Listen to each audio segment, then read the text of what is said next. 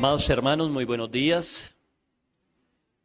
Sea la gracia y la paz del Señor Jesucristo con todos ustedes. En esta mañana le doy la bienvenida a cada hermano, a cada hermana, a cada niño que nos acompaña, a las personas que también nos escuchan a través de las plataformas digitales. Sean todos muy bienvenidos a este culto dominical en el cual celebramos y nos regocijamos en nuestro Señor Jesucristo. Les invito por favor a acompañarme al libro de Habacuc, en el capítulo 1, verso 12, y vamos a estar leyendo hasta el verso 17. Para ello le voy a pedir el favor de que usted se coloque sobre sus pies y en señal de reverencia vamos a primero a orar al Señor y después de ello vamos a leer el pasaje. Por favor, esté sobre sus pies un momento y vamos a orar al Señor. Oremos. Señor y Dios, en esta mañana, Padre, queremos presentarnos delante de ti primeramente para darte gracias. Gracias, Señor, porque nos permites acercarnos a ti a través de tu Hijo Jesucristo y en esta oportunidad al texto, en la serie del libro de Habacuc, profeta que tú, Señor, comisionaste y enviaste para que escribiera un mensaje que podía ser leído de corrido. Gracias porque allí tú revelas, Señor, de tu carácter, de tu persona y de tu obra.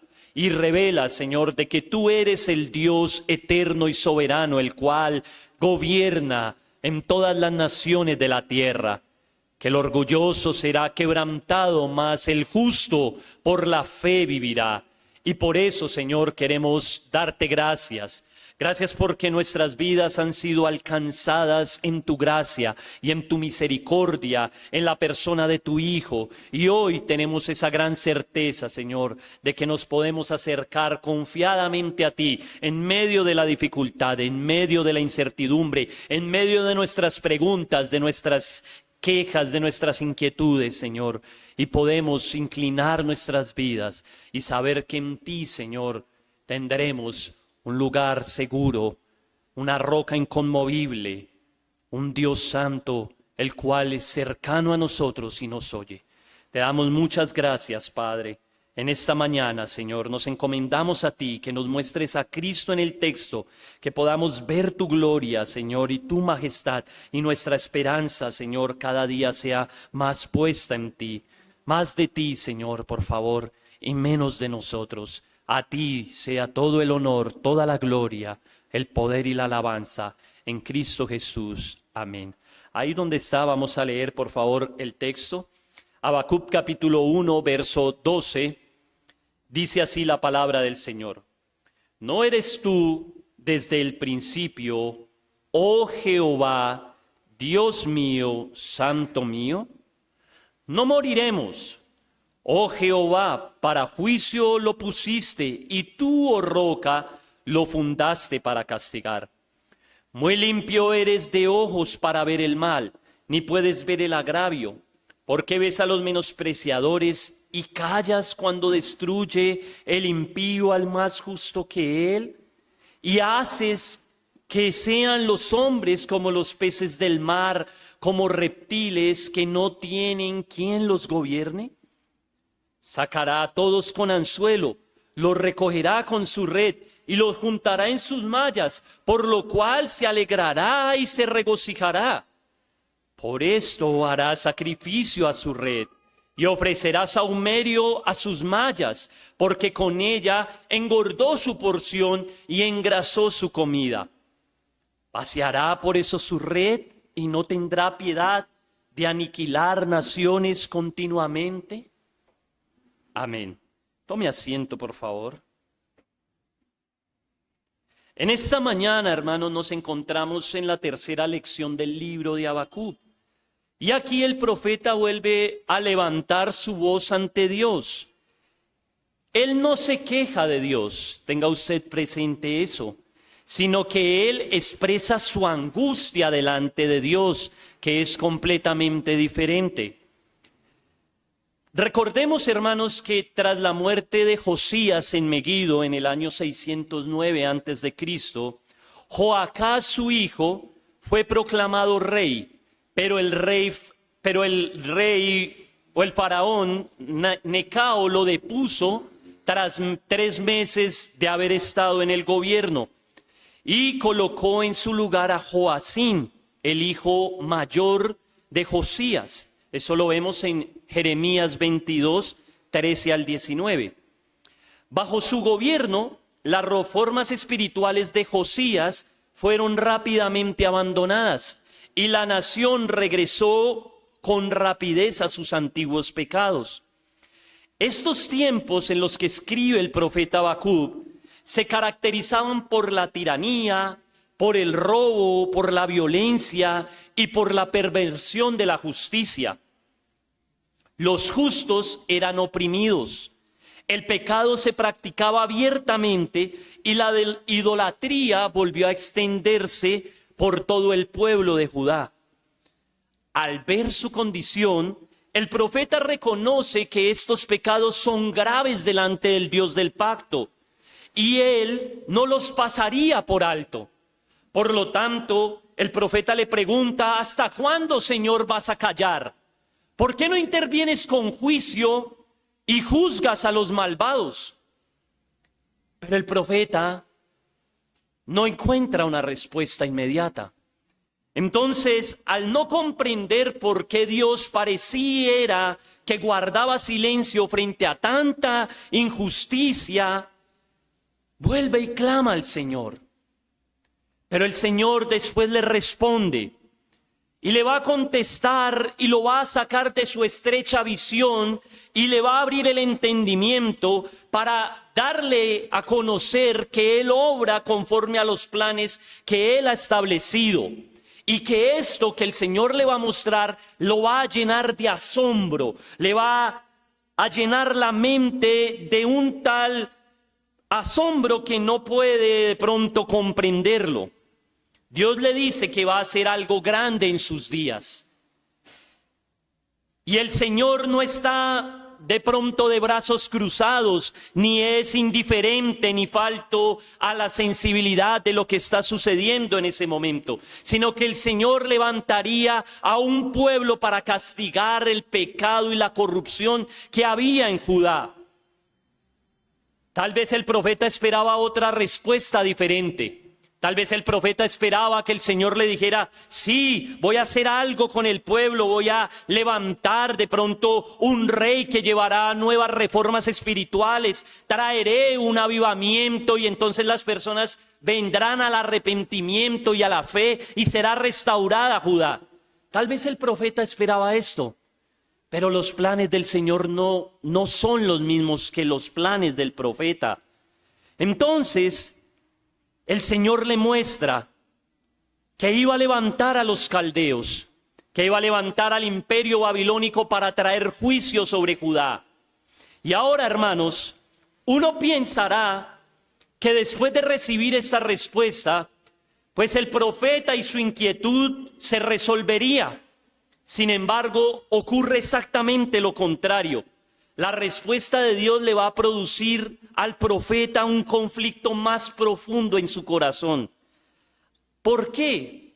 Porque Habacuc sabe que Dios en su carácter es santo y es justo y que aborrece el mal.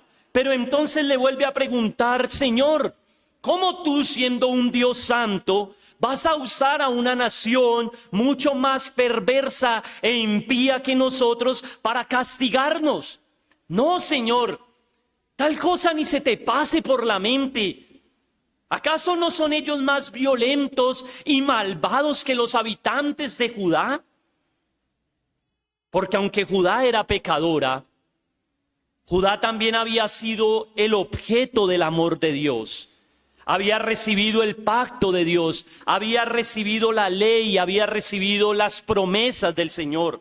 Entonces, en la mente del profeta es inconcebible que fueran entregados a una nación pagana e idólatra como los caldeos. Y en este conflicto es que nos encontramos hoy, porque Habacuc vuelve a orar, vuelve a clamar al Señor. Pero tenga en cuenta que aquí no está orando un impío, aquí no está orando un rebelde, aquí está orando un creyente cuya fe está en lucha entre el conocimiento de Dios y la realidad que le rodea. Los creyentes, hermanos, sufren y pasan por dificultades que a veces no comprendemos. Y podemos preguntarnos, ¿cómo reconciliamos lo que sabemos del carácter de Dios y lo que vemos ocurrir en este mundo? ¿Cómo reconciliamos esas dos cosas? Eso es lo que vemos en este pasaje. Y se vuelve vívido para nosotros porque ¿qué hace el creyente o cómo debe actuar el creyente en medio de la incertidumbre y el temor? ¿Cómo responde cuando vienen esas situaciones difíciles?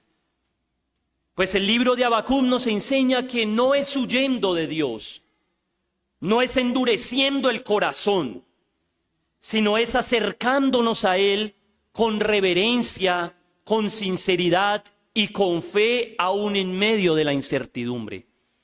Por eso he titulado este sermón El creyente en medio de la incertidumbre y el temor. El creyente en medio de la incertidumbre y el temor. Y lo estaré desarrollando en 3 puntos.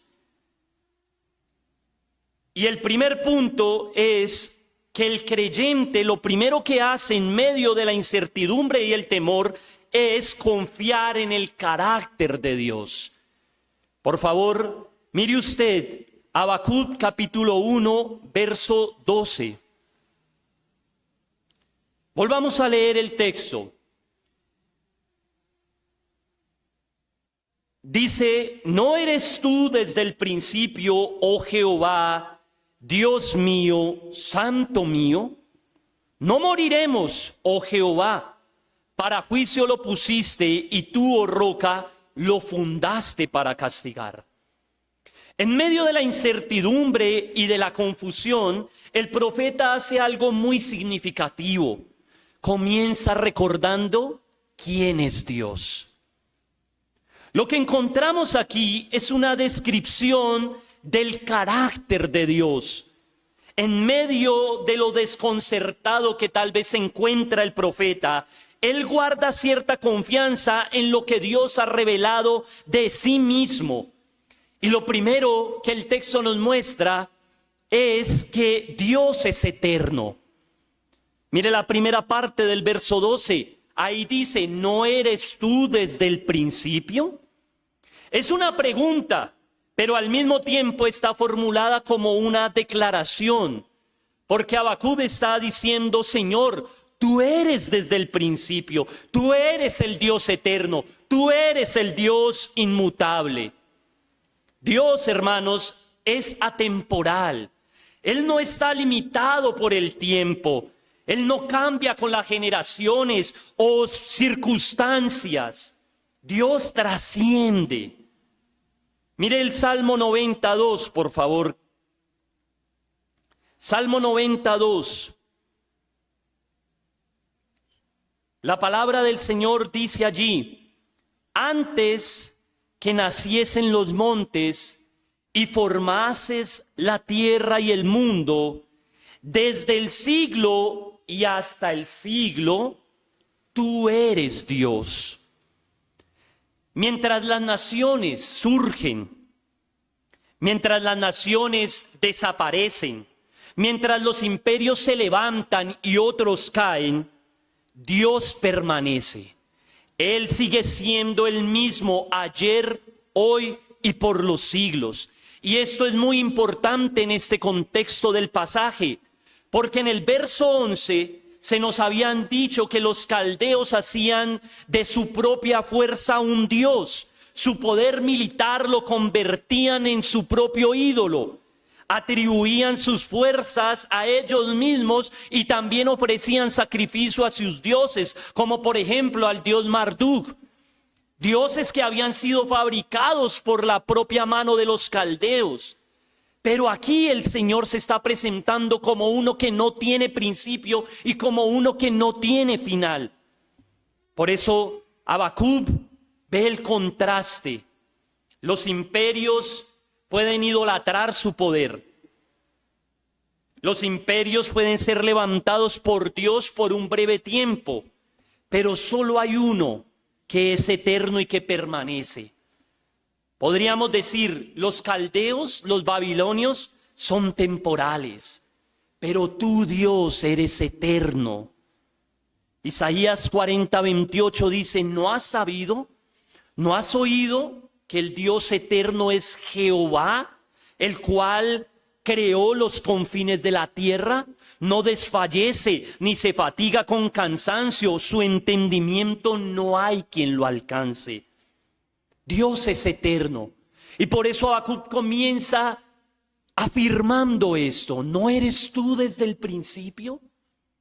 Pero después Habacuc continúa diciendo, oh Jehová, Dios mío.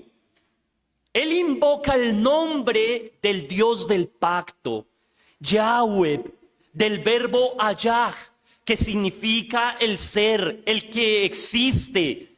Es el nombre que Dios le reveló a Moisés allá en el monte Sinaí cuando Dios le dijo, así dirás a los hijos de Israel. Yahweh es mi nombre, yo soy el que soy. Y su nombre nos refleja dos verdades importantes. Primero, que Dios es autoexistente. Dios no depende de nada fuera de sí mismo. Él no necesita de nada, no es sustentado por nada. Ninguna de sus criaturas se le puede comparar. Pero segundo, nos muestra que Dios es un Dios personal. Por eso Habacuc lo llama y le dice, Dios mío, tú eres mi Dios. El mismo Dios que es trascendente es un Dios inmanente, es un Dios cercano.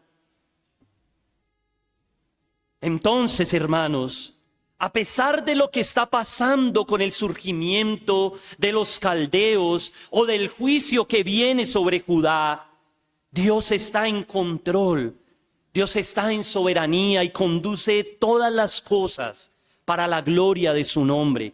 Y a pesar de la confusión del profeta, Habacuc sigue reconociendo algo fundamental, y es que Él sigue siendo su Dios. Tú eres mi Dios. Pero después Habacuc dice, Santo mío. Mire nuevamente el verso 12. ¿No eres tú desde el principio, oh Jehová, Dios mío, Santo mío? Cuando la Biblia describe a Dios como santo, está diciendo que Dios está separado de todos los demás seres. ¿En qué sentido? En que Él es completamente distinto a todos nosotros. Dios es superior, Dios es infinitamente puro, Dios es infinitamente glorioso. Mire por un momento, por favor, Éxodo capítulo 15, verso 11.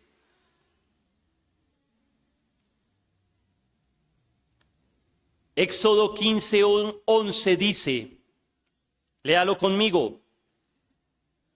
¿Quién como tú, oh Jehová, entre los dioses? ¿Quién como tú, magnífico en santidad, terrible en maravillosas hazañas y hacedor de prodigios? Dios es santo, hermanos. Es santo en toda su esencia. Él es santo en todos sus atributos. Es más, todos sus atributos están relacionados con su santidad. Su amor es santo, su justicia es santa, su ira es santa, su sabiduría es santa. Dios es completamente santo. R.C. Sproul destaca que la alteridad de Dios está relacionada con su santidad y dice que Él es diferente a lo que somos nosotros y mucho más de lo que somos nosotros. Está exaltado sobre todos nosotros y más allá, tanto que parece ajeno a nosotros. Dios es santo, pero su santidad también nos habla de una perfección moral, porque Dios es santo y por lo tanto Él ama lo bueno y al mismo tiempo aborrece la injusticia. Dios no se vincula con la maldad. Dios aborrece el pecado. Está separado del pecado porque su naturaleza es completamente santa. Por eso si nos vamos un poquito más adelante al verso 13 en el libro de Habacuc, vemos que el profeta dice: muy limpio eres de ojos para ver el mal. Sus ojos son demasiado puros para mirar la maldad en forma complaciente. Todo el mal que existe en este mundo, toda la corrupción y la perversidad es aborrecible ante los ojos de Dios debido a su pureza. Dios no se vincula de ninguna manera con la maldad. Su pureza es absoluta. Entonces, hermanos, si Habacuc está viendo estos atributos de Dios y está recordándolos en medio de su incertidumbre y su temor, aquí aparece un conflicto mucho más grave. Porque si Dios es santo, entonces Habacuc le pregunta: Señor, ¿cómo entonces vas a usar a una nación malvada para castigar al pueblo que tú elegiste? Esta es la tensión del profeta. Sin embargo, si nosotros nos detenemos a pensar por un momento, la maldad de Judá podría ser mayor que la de los caldeos. ¿En qué sentido? Judá había sido objeto de la elección de Dios. Judá había recibido la promesa. Judá había sido el objeto de la misericordia de Dios. Pero ellos rechazaron todo esto y se entregaron a su pecado. Y por lo tanto, si tenían mayor luz de la verdad y mayor revelación del carácter de Dios, a diferencia de los caldeos, ¿por qué entonces no vivieron conforme a esa revelación, sino que se apartaron del Señor? Al que mucho se le da, mucho se le demandará, dice la Escritura. Judá había sido merecedora del juicio. Pero ahora Habacuc continúa en su declaración y le dice: no moriremos, Señor. Él sabía que los caldeos habían sido levantados para juicio. Pero él le dice: Señor, tú los pusiste para juicio, los fundaste para castigar. La invasión va a ser real, la invasión va a ser dura, nos va a devastar, Señor. Pero aún así, en medio de ese juicio, Habacuc confía en que ellos no van a ser completamente destruidos. Por eso lo mira al Señor y le dice: no moriremos, oh Jehová, porque tú eres la roca. Tú eres en tu esencia un Dios que no cambia, un Dios que permanece. Tu gloria no aumenta, tu gloria no disminuye, pero sobre todo, Señor, tú eres fiel al pacto. Tú permaneces, Señor. Aunque el profeta no está logrando comprender todo lo que está pasando, no está comprendiendo el plan y el propósito de Dios detrás de ello, él puede decir con confianza: Señor, tú permaneces firme y por eso nosotros podemos ser sostenidos. Tú eres la roca de tu pueblo, una roca firme, un refugio seguro. Habacuc lo entiende mirando el carácter de Dios. Habacuc comprende esto, comprende de cierta manera, que el pueblo, aunque va a ser disciplinado, no va a ser destruido por completo. Pero ¿saben por qué? Porque Dios no niega sus pactos. Él no transgrede lo que Él ha prometido. Y de Judá descendería el Mesías. De Judá descendería el Señor Jesucristo. Y por lo tanto, Judá sería preservado. Un pequeño remanente sería guardado a pesar de que ellos fueran en disciplina. Por lo tanto, hermanos, Él dice, no moriremos, porque tú eres la roca. En esto, John MacArthur comenta, aunque el profeta no podía entender plenamente la obra soberana de la justicia de Dios, expresó su completa fe y confianza al afirmar el carácter inmutable de Dios como el ser eterno, soberano y santo. Llegó a tener la seguridad que Judá no sería destruida por completo. Habacuc todavía no entiende lo que Dios está haciendo, pero sí sabe quién es Dios, y ese conocimiento va a ser suficiente para que él pueda tener confianza en medio de la incertidumbre y el temor. Y hermanos, esto no es ajeno a nosotros, porque cuando los caminos de Dios nos resultan difíciles de entender, ¿qué es lo que sostiene nuestra fe? ¿Qué es lo que nos sostiene en esos momentos de dificultad, cuando nuestros ojos se nublan y llegan a nosotros el temor o nos invade la duda? Lo único que puede sostener al creyente en medio de estas circunstancias es lo que Dios ha revelado de sí mismo y lo que Él nos habla acerca de su carácter. En las Escrituras, hermanos, podemos ver al mismo Dios eterno al que Habacuc invoca. En la Escritura podemos ver al mismo Dios santo al que Habacuc invoca. En las Escrituras podemos ver esa roca inconmovible y podemos estar seguros en el Señor. Porque el Señor se nos ha revelado en ellas. Y se nos ha revelado a través de su Hijo Jesucristo.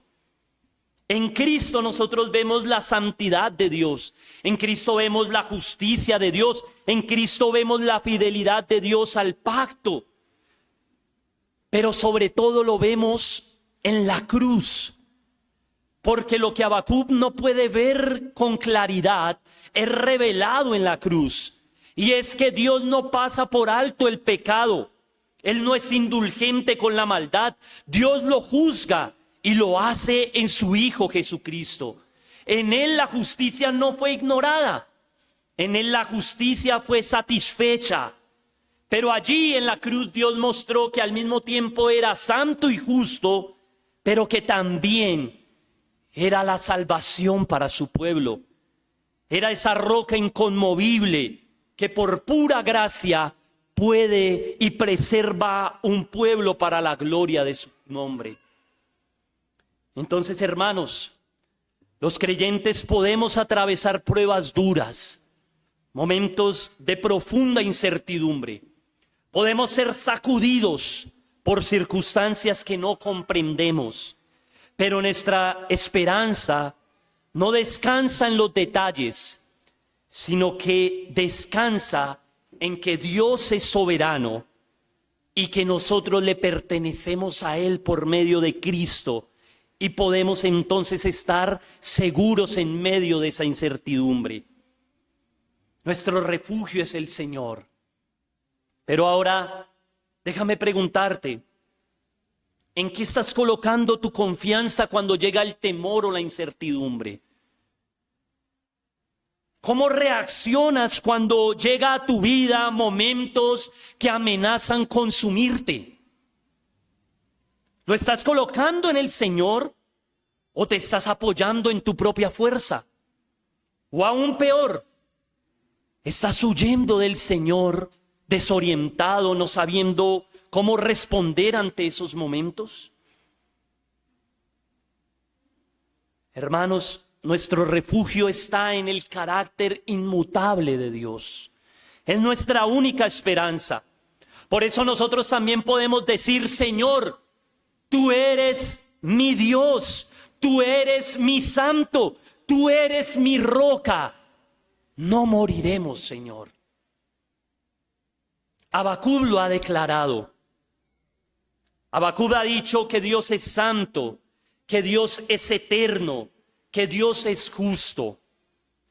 Pero precisamente por eso su conflicto vuelve y se intensifica. Porque si Dios es así en su ser, ¿por qué parece tolerar entonces el avance de los impíos? Y eso, hermanos, lo lleva una vez más a acercarse a Dios con franqueza y llevar su inquietud directamente a Dios. Y esto nos lleva a nuestro segundo punto. Porque, ¿qué debe hacer el creyente en medio de la incertidumbre y el temor? Primero, debe estar firme y confiar en el carácter de Dios. Pero segundo, el creyente, en medio de esas circunstancias, debe llevar sus tensiones delante del Señor. Miremos por favor el verso 13 al 16.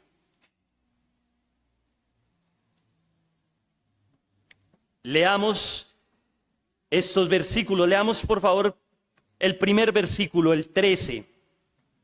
Dice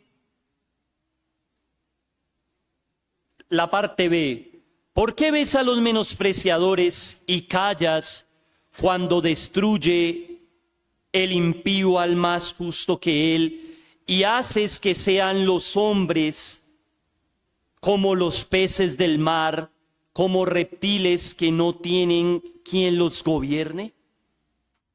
Habacuc se encuentra nuevamente en esta tensión. Y ahora en el verso 13 le ha dicho ya al Señor: tú eres, Señor, muy limpio de ojos para ver el mal, no puedes ver al agravio. Entonces, Señor, ¿por qué estás viendo a estos menospreciadores y callas cuando los destruye, cuando destruye el impío al más justo que él? Tenemos que admitir, hermanos, que Habacuc ora de una forma sincera al Señor. Él no va con filtros. Él expresa lo que hay en su corazón delante del Señor. Las declaraciones anteriores le han servido para recordar cuál es su fe y poner su confianza en el Señor. Pero ahora, sobre la base de esa fe, se dirige con franqueza al Dios. Él no suprime las preguntas.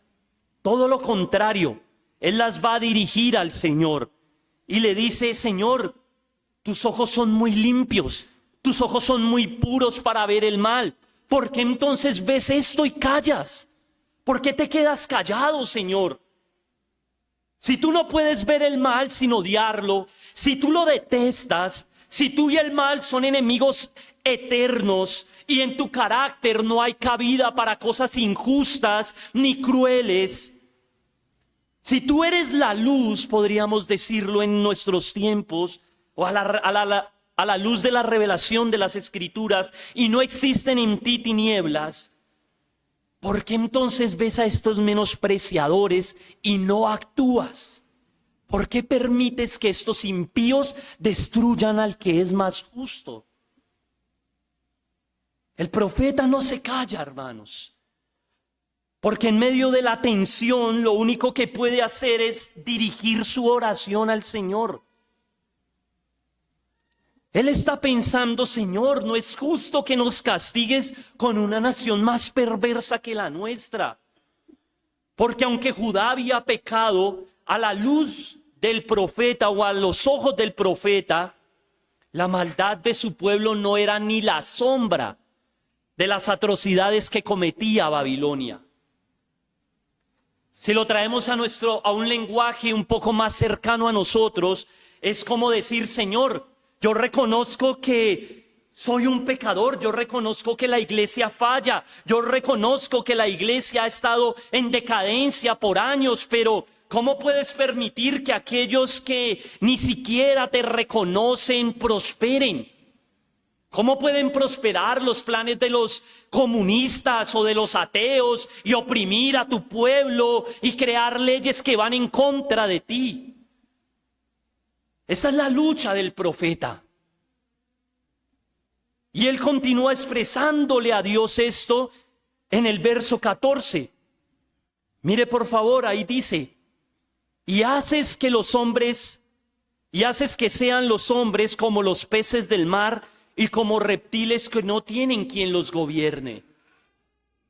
De forma metafórica, Habacuc en su pregunta describe el trato inhumano de los caldeos hacia las naciones, porque los babilonios tratan a los demás como si fueran simples animales. Dios ha creado al hombre a su imagen y a su semejanza. Su valor y su dignidad son otorgados por el Señor desde la misma creación. Sin embargo, ante el avance aquí de Babilonia, parece que esa dignidad se está desvaneciendo o no está siendo reconocida. Nabucodonosor es como un pescador que constantemente echa la red, encierra multitudes y siempre tiene éxito. Las naciones son como simplemente peces del mar. Babilonia mueve todo su poder militar y captura pueblos enteros sin ninguna dificultad. Y la sensación del profeta es: Señor, esto está pasando delante de tus ojos. Es más, los hombres no tienen valor, Señor, delante de ti. Son como simplemente animales que están siendo presas vulnerables ante el avance de estos perversos. Esa es la realidad. Habacuc ve, hermanos, cómo fácilmente los pueblos son conquistados y destruidos. Son degradados a criaturas menores. Y no hay quien los defienda. No hay quien guíe a estos pueblos. No hay poder que resista ante este imperio. Entonces él sigue en el verso 15 y dice: los sacará a todos con anzuelo, los recogerá con su red, los juntará en sus mallas, por lo cual se alegrará y se regocijará. Ahora el anzuelo, la red y las mallas representan los ejércitos, las estrategias y las armas que usaban los babilonios para llevar a cabo sus conquistas militares. En el contexto del antiguo cercano oriente y en particular en Babilonia, la pesca era una actividad muy importante. Ellos pescaban en el río Tigris y en el río Éufrates. De esa actividad principal vivían estos pueblos. Pero algunos relieves incluso retratan a los reyes victoriosos llevando cautivos en redes a las naciones que eran vencidas por ellos. Pues eso es exactamente lo que está describiendo el profeta. Babilonia actúa como un cazador experto.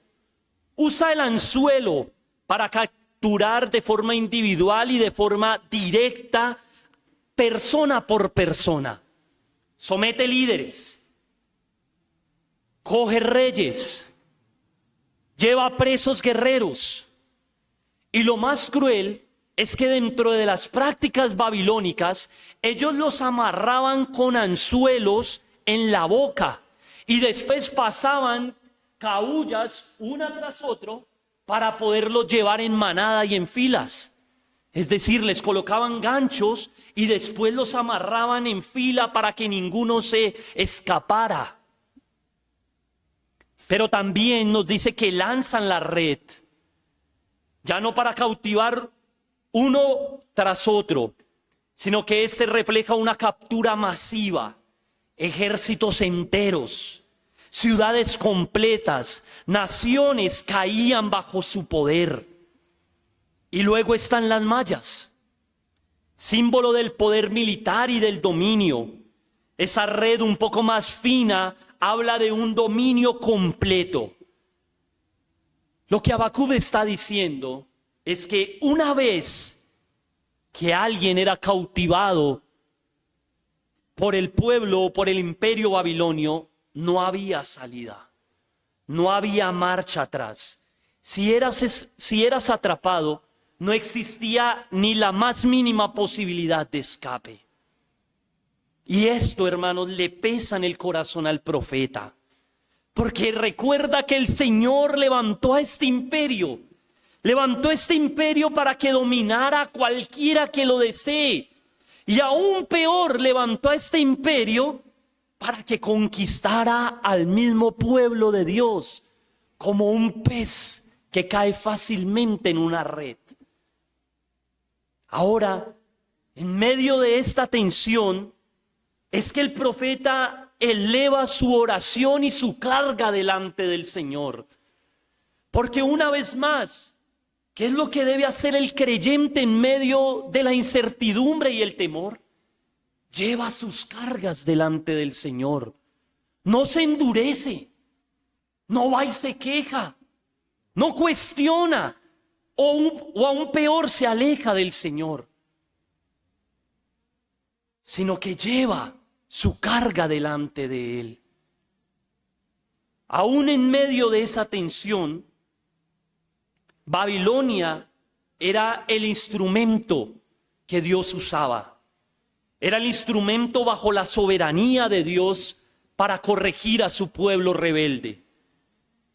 Pero lo que Habacuc no veía es que esta nación perversa y arrogante también sería castigada, también sería juzgada. Y digo que era perversa y arrogante porque mire lo que dice el verso 16. Habacuc continúa y dice: por esto hará sacrificios a su red y ofrecerá sahumerios a sus mallas, porque con ellas engordó su porción y engrasó su comida. Ya hemos visto que los caldeos salían a la guerra para satisfacer a sus dioses y a ellos mismos. Y ahora el profeta muestra que la perversión va mucho más lejos. Ellos, después de conquistar, ofrecían culto y sacrificio a lo que ellos usaron para conquistar a los pueblos. Consideraban a su propia fuerza como su propio Dios. Y una vez que habían conquistado los pueblos, hacían festines, todo tipo de depravaciones, y rendían culto. Se gloriaban en sus crímenes y se sentían contentos, regocijantes en su propia maldad. Ellos atribuían la victoria a su propia fuerza. Nabucodonosor lo expresa de esa manera. Mire Daniel 4, verso 29.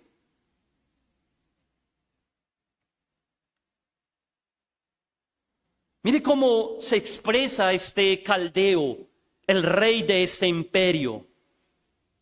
Él dice: al cabo de 12 meses, paseando en el palacio real, habló el rey y dijo: ¿no es esta la gran Babilonia que yo edifiqué para casa real con la fuerza de mi poder y para la gloria de mi majestad?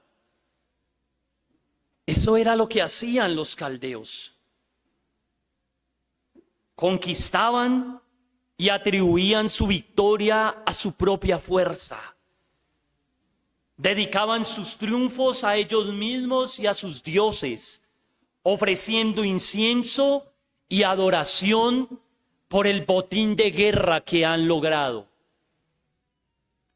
Habacuc continúa, y si usted vuelve, dice al texto, ahí en el verso 16 dice: engordó su porción y engrasó su comida. Su poder militar les producía mucha ganancia. La conquista no solamente les aseguraba supervivencia, sino que también les aseguraba vivir con abundancia, vivir con lujo, con provisión constante. Y ahí está lo perverso, porque la nación de Babilonia, este gran imperio, se va a consolidar como uno de los más grandes imperios del mundo por la violencia que cometieron sobre otros. Pero eso parecía que no los llenaba de remordimiento. Todo lo contrario, se exaltaban. Y Habacuc ve que Dios usa esto para cumplir sus propósitos. Y se pregunta: Señor, tú no te complaces en el camino de los malos. ¿Por qué ves esto, Señor? Tenga en cuenta, hermanos, como les dije al principio, que aquí no está hablando un incrédulo. Aquí no está orando un rebelde. Aquí está orando un creyente. Y un creyente piadoso. Es un profeta de Dios. Pero es un profeta que tiene una lucha entre lo que Dios revela y lo que él sabe de Dios y la realidad que está sucediendo a su lado. Pero él ora con franqueza, él ora con sinceridad, él expone sus preguntas rindiendo el corazón delante de Dios. Y aunque la respuesta no viene inmediatamente, él espera en el Señor. Él confía en el Señor. Esta tensión, hermanos, la que vemos en este pasaje, nos enseña mucho. Porque de seguro, así como yo he pasado por momentos de dificultad, tú también los has vivido. Y los vamos a seguir viviendo. Vamos a encontrar todavía esa tensión y situaciones en nuestra vida en que no entendemos lo que Dios está haciendo, en que nos llevará a preguntarnos y a cuestionarnos: Señor, tú hablas esto de tu carácter, tú hablas que eres un Dios bueno, que eres un Dios cercano, que eres un Dios bondadoso, que eres un Dios que está presto a escuchar mi oración. Pero entonces, ¿por qué me vienen estas luchas? ¿Por qué me vienen momentos de dificultad? ¿Por qué pasa esto a mi alrededor? Esta tensión no es ajena a nosotros. Vienen situaciones a nuestras vidas en las que lo único que podemos hacer es clamar al Señor, orar a Él y esperar. Esperar en el Señor. Nosotros también vemos prosperar al impío. Nosotros también vemos cómo la injusticia avanza sin freno. Tal vez somos producto o no producto, sino que vemos que esa injusticia nos ataca a nosotros también. Y parece que nada pasa. También vemos en nuestra nación cómo es que se levantan leyes en contra de la palabra de Dios. Cómo iglesias son atacadas, muchas cierran. Cómo sufren y pasan dificultades algunos hermanos. Y nos preguntamos: Señor, ¿por qué pasan estas cosas? ¿Cómo entonces, hermanos, reconciliamos lo que sabemos de Dios, lo que Él nos ha revelado, con lo que pasa a nuestro alrededor? Cuando un familiar es expuesto a una enfermedad grave, cuando muere una persona que amamos y es cercana a nosotros, ¿cómo respondemos? Lo único es confiando en el carácter de Dios y llevando nuestras dudas delante de Él. No hay otra forma, hermanos. No hay otra forma. Dios puede usar el mal para cumplir sus propósitos. Y aún así no es autor de pecado.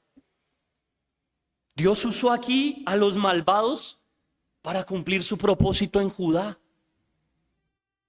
Pero el mayor ejemplo nuevamente nosotros lo tenemos en Cristo, en la cruz. Mire por un momento Hechos 2, capítulo 2, verso 23. Hechos 2, verso 23.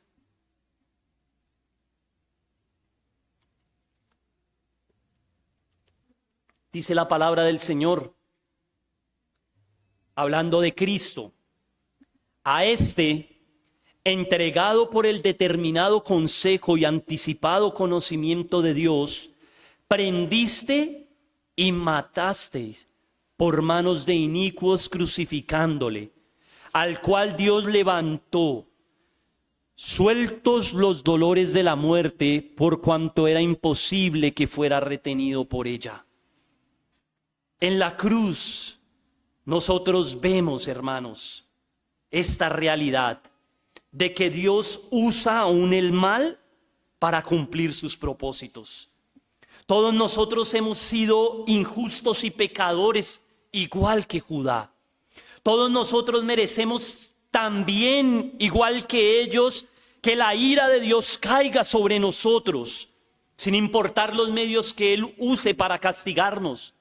Pero Él, es decir, Cristo, el hombre justo, en quien no se halló pecado ni maldad en su corazón, ni mentira en sus labios, fue crucificado por hombres malvados.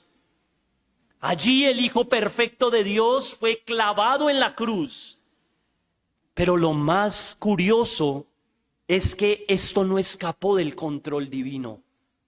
Eso fue parte del plan soberano de Dios para salvar a los pecadores. Entonces, cuando vengan momentos de dificultad, confía en el Señor. Podemos confiar de que estamos pasando por momentos difíciles, de incertidumbre, de temor, pero que el Señor usa eso de alguna manera para la gloria de su nombre y para el bien de su pueblo. Él está haciendo algo en medio de esas dificultades. Él nos estará enseñando algo. Él estará de pronto desarraigando nuestro corazón de los afectos de este mundo. Él nos estará limpiando. Él nos estará enseñando a depender más de Él. Por eso, hermanos, en medio de la incertidumbre, llevemos nuestras dudas delante del Señor. Podemos decirle con sinceridad: Señor, mi corazón se llena de preguntas. No sé qué está pasando. No sé qué propósito tienes en medio de esto. Pero aunque no lo entienda, confío en ti, Señor. Puedo confiar en que tú, en tu infinita sabiduría y justicia, obras según tus propósitos. Y eso es bueno, Señor. Podemos orar al Señor en ello. Y esto, hermanos, nos lleva a nuestro tercer punto, que después de haber orado al Señor, aun cuando no entendamos ni recibamos respuestas inmediatas, el creyente debe esperar en la respuesta de Dios. Verso 17. El verso 17 cierra con una última pregunta del profeta y dice: ¿vaciará por eso su red y no tendrá piedad de aniquilar naciones continuamente? Habacuc está viendo ese ciclo que parece que no tiene fin. Babilonia va y conquista, vacía su red y vuelve a lanzarla. Somete a un pueblo, lo lleva cautivo y va por el siguiente. Y entonces le pregunta: Señor, ¿esto va a seguir así? ¿Van a continuar matando sin piedad a las naciones? ¿Seguirá su impiedad? ¿Seguirá su falsa adoración? Habacuc lleva sus preguntas delante del Señor. Pero ahora, ¿qué le queda? Esperar en Él. Esperar. La respuesta vendrá. Me voy a adelantar, con el permiso del predicador del siguiente domingo, a que mire, por favor, un versículo ahí más adelante, el 2:1. Porque mire lo que hace Habacuc. Algunos dicen que esta es la continuación del capítulo 1. El 2:1 dice: sobre mi guarda estaré. Y sobre la fortaleza afirmaré el pie, y velaré para que lo que se me para ver lo que se me dirá y qué ha de responder tocante a mi queja. Habacuc espera en el Señor. La respuesta va a llegar, pero él decide estar firme como un centinela que espera a que el Señor le conteste, porque eso hace la fe. La fe pone su confianza en el Señor. El creyente en medio de la incertidumbre confía en su carácter, eleva sus oraciones al Señor y ahora espera. Y Dios responde. Dios va a mostrarle a Habacuc que los caldeos que habían sido usados para castigar a Judá también van a recibir el justo juicio por sus atrocidades.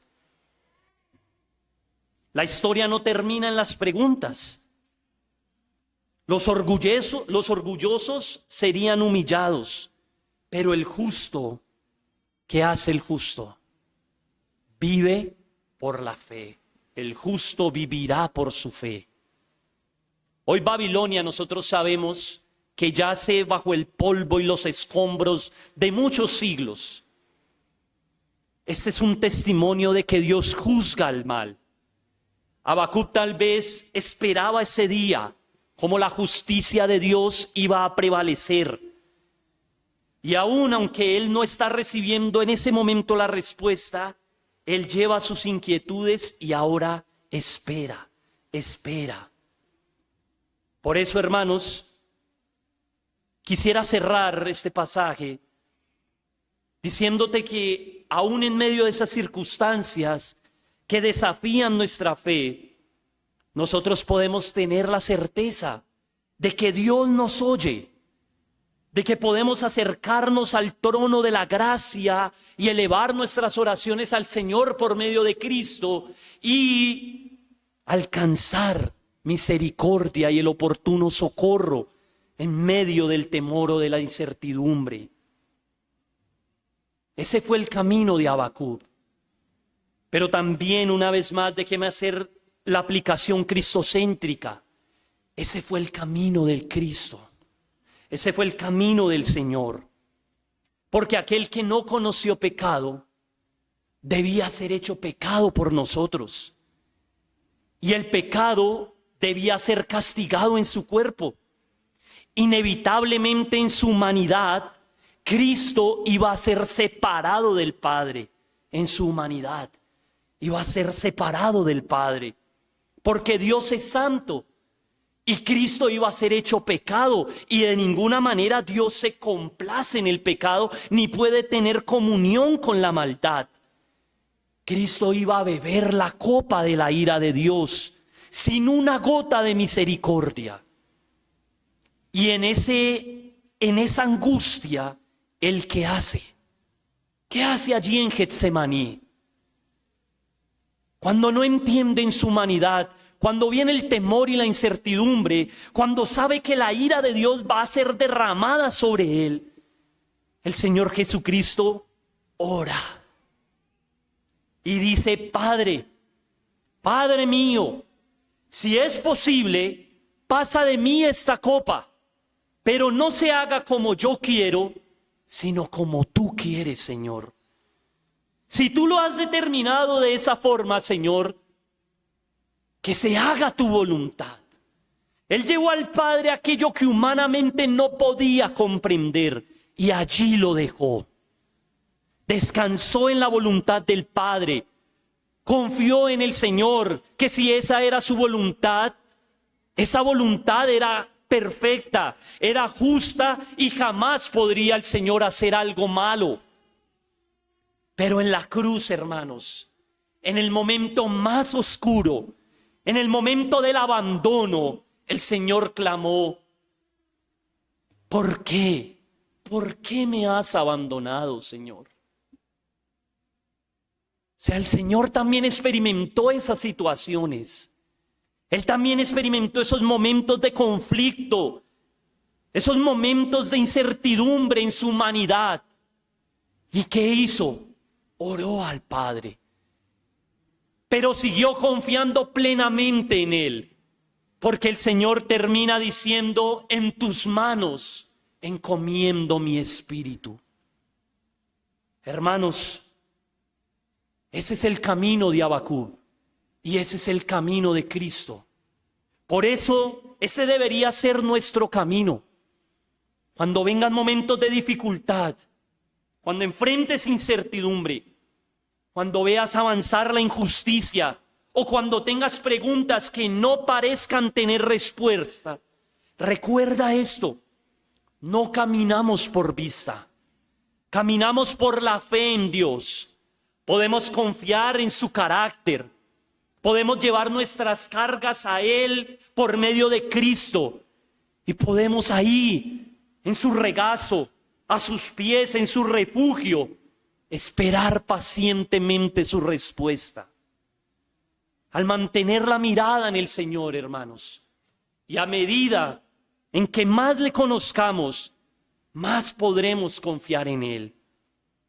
Aun cuando no entendamos sus caminos, podemos acercarnos a Él y llamarlo Dios mío, Santo mío, porque de seguro, hermanos, Él va a ser una roca inconmovible en medio de la aflicción. Oh profundidades de las riquezas, de la sabiduría y de la ciencia de Dios. Cuán insondables son sus juicios e inescrutables sus caminos. Porque ¿quién entendió la mente del Señor? ¿O quién fue su consejero?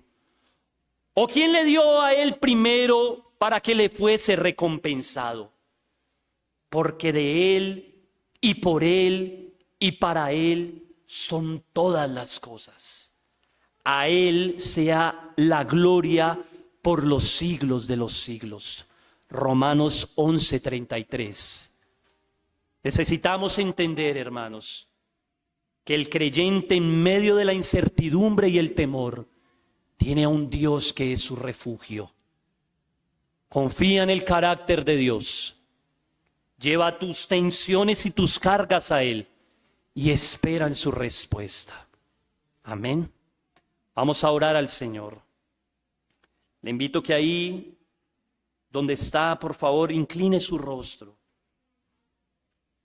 y oremos al Señor. No necesitamos entenderlo todo para descansar. Necesitamos la comunión de Dios. Esta es suficiente, sabiendo que Él nos escucha y que Él obrará soberanamente para la gloria de su nombre y para el bien de su pueblo. Señor, Padre nuestro, en este día nos acercamos a ti, Señor, en el nombre de tu Hijo Jesús. Y nos acercamos para confesar con nuestros labios que tú eres Dios desde el principio, que tú eres el Dios eterno, que los imperios y las naciones surgen y vuelven y caen y son destruidas y hoy ya no están, y las que hoy están de seguro, Señor, el día de mañana pasarán. De que el hombre, el ser humano, Señor, es como la flor del campo que crece, que se marchita y que muere, pero que tú, Señor, permaneces por los siglos de los siglos. Por eso, Señor, permítenos como el salmista levantar nuestros ojos a los montes y decirte: ¿de quién vendrá nuestro socorro? Nuestro socorro viene de ti, Señor, que creaste el cielo y la tierra y no serás conmovido. Ayúdanos en medio de la dificultad. Ayúdanos en medio del temor, de la incertidumbre, aun cuando no comprendamos las cosas, a entender que no necesitamos entenderlo todo. Necesitamos recordar quién eres tú, que eres un Dios santo, un Dios recto, un Dios cercano, un Dios que es para nosotros una roca inconmovible. Pero también ayúdanos a expresar con reverencia y al mismo tiempo con sinceridad nuestro clamor, nuestra súplica delante de ti. Y con paciencia, ahí, a tus pies, esperar por tu respuesta, Señor. Gracias te damos, porque el mayor ejemplo lo tenemos en la cruz, lo tenemos en tu Hijo, el cual confió completamente en ti, el autor y consumador de la fe, que nos da ejemplo a esperar en ti y a confiar de que aún en medio de momentos difíciles, tú, Señor, obras para la gloria de tu nombre. A ti, Señor, sea la gloria, la honra y la alabanza por los siglos de los siglos. Amén.